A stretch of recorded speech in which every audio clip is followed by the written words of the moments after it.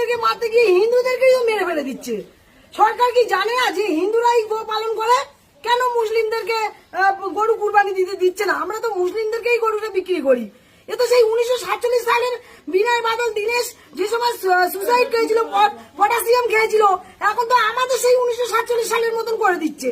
1947 সালে যে স্বাধীনতা দিবস হয়েছিল, আমরা ক্ষুদিরাম বসুকে দেখেছিলাম যে ভারতবাসীকে ইংরেজকে মারতে গিয়ে ভারতবাসীকে মেরে ফেলেছিল। তার জন্য বিনয় বাদল দীনেশ সবাই বলেছিল যে ক্ষমা হবে। কিন্তু আমাদের কি হচ্ছে? মুসলিমদেরকে মারতে গিয়ে হিন্দুদেরকেই মেরে ফেলে দিচ্ছে। সরকার কি জানে না যে হিন্দুরাই গো পালন করে? কেন মুসলিমদেরকে গরু কুরবানি দিতে দিচ্ছে না? আমরা তো মুসলিমদেরকেই গরুটা বিক্রি করি।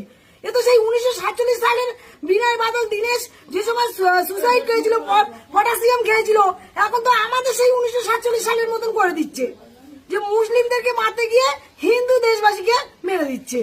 মানে আপনাদের সুসাইড করার মতো পরিস্থিতি তৈরি করছে। আমাদের সুসাইড করার মতো সেই ক্ষুদিরাম বসু যে শ্লোক বলে গেছিল যে আমাদের ভারতবাসীকে ইংরেজকে মারতে গিয়ে ভারতবাসীকে ভুল করে মেরেছিল। আর এখন শুভেন্দুদা কি করছে? এ তো জেনে বুঝে সঠিকটাই আমাদের হিন্দুদেরকে মারছে, মুসলিমদেরকে হয় না।